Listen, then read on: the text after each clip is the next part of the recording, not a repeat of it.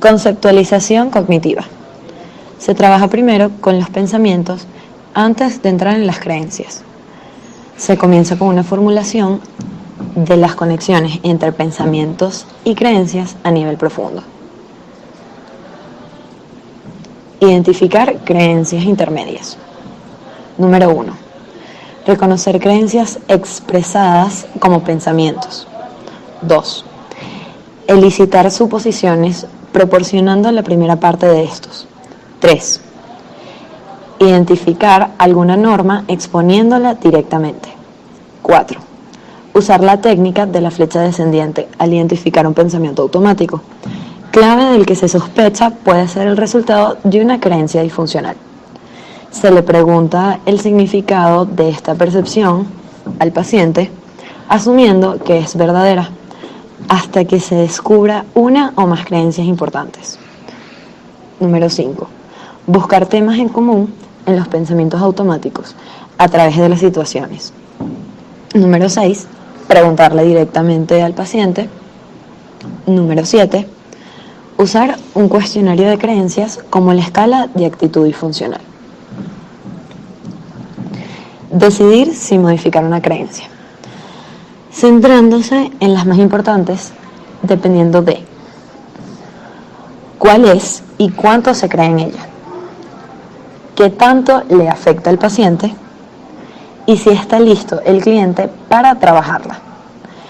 Abstenerse a modificarlas hasta que haya aprendido a identificar y modificar pensamientos automáticos, alcanzando algún alivio. Educando a los clientes sobre las creencias. Se le indica que son aprendidas y por tanto se pueden cambiar. Cambio de las reglas y actitudes bajo la forma de asunciones. Crea una disonancia cognitiva mediante la evaluación lógica de asunciones condicionales. Examinar ventajas y desventajas de las creencias, esforzándose por minimizar las ventajas y enfatizar las desventajas. Formular una nueva creencia. Es un proceso corporativo guiado por el terapeuta. No se le impone, se le dirige mediante el cuestionamiento socrático para construir una creencia alternativa. Modificar las creencias. Atenuarlas hasta que el paciente le haya endosado menos de un 30%. Siendo probable que modifique su comportamiento disfuncional a pesar de que aún exista un remanente de la creencia. Estrategias para la modificación de creencias intermedias. Cuestionamiento socrático. Preguntas para examinar la creencia. Experimentos conductuales. El continuum cognitivo facilita la discriminación y el reconocimiento de áreas medias cuando presenta pensamiento dicotómico. El roleplay emocional, cuando hay discrepancias intelectuales y emocionales entre las creencias. El terapeuta asume la parte racional y el cliente la parte emocional. Luego intercambian para escuchar argumentos y modelarlos. Uso de otra persona como puntos de referencia, para que se aparte de sus creencias irracionales observando su inconsistencia. Actuar como si. Cambiar la conducta actuando como si no creyera en la creencia de forma que ésta se atenúa más. Autorrevelación. De forma genuina y relevante. Creencias básicas. Las creencias básicas son creencias centrales sobre uno mismo. Las negativas se clasifican en dos categorías: indeseable o desvalido.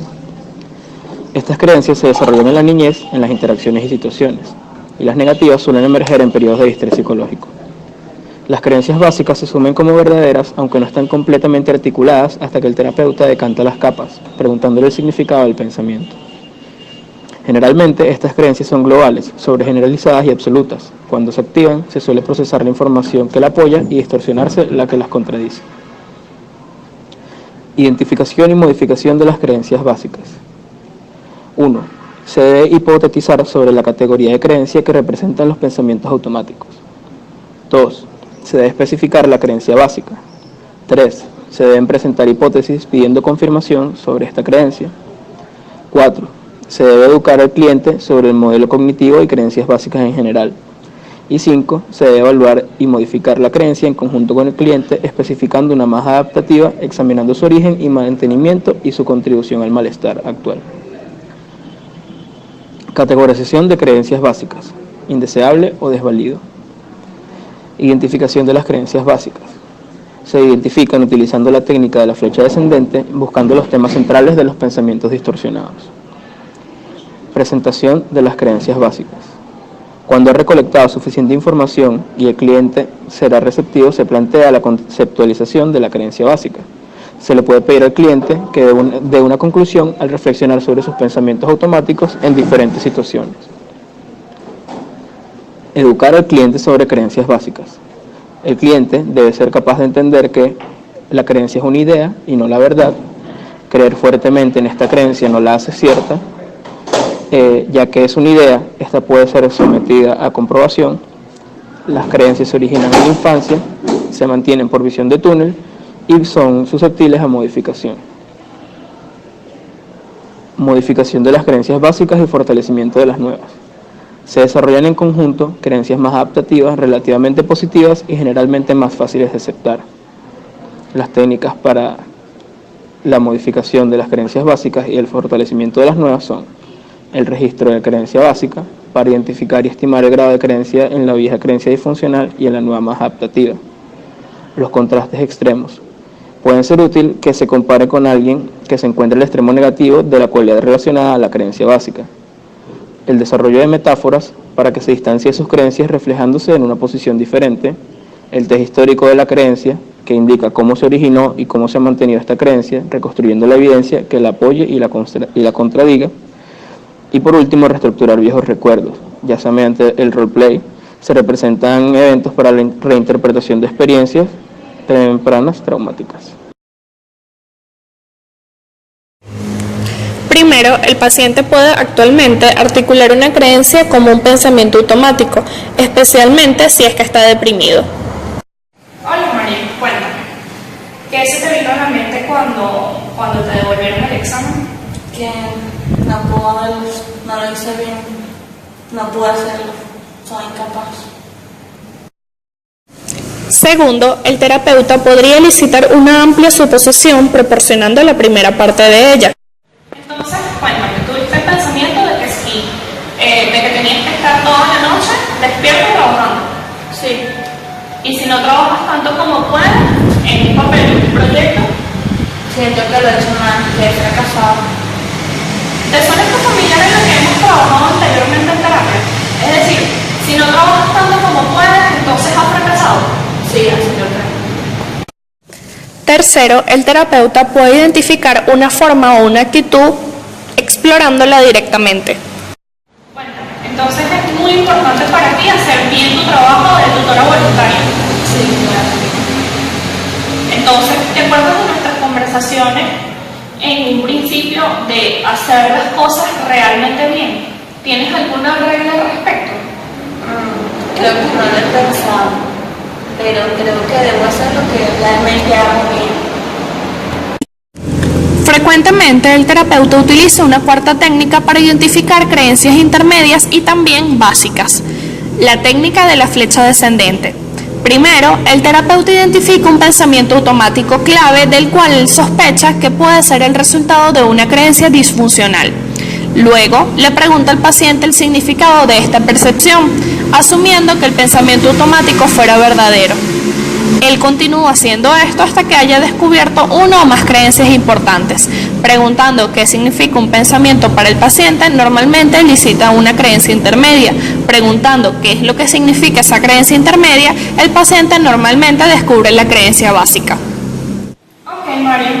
Resumiendo, estuviste toda la noche hasta tarde estudiando y pudiste ver tus calificaciones. Y pensaste que tus calificaciones son una porquería y posteriormente te sentiste mal. Tienes razón, sí. Ok, hasta ahora no hemos mirado la evidencia de que tus notas sean una porquería. Pero para saber por qué ese pensamiento te hizo sentir tan mal, es necesario asumir por un momento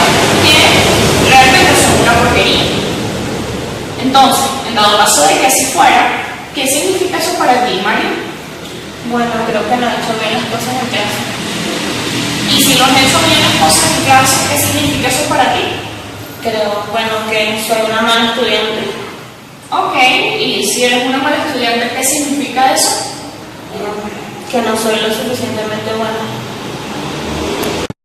En este caso, la creencia básica de la paciente es que es un incapaz.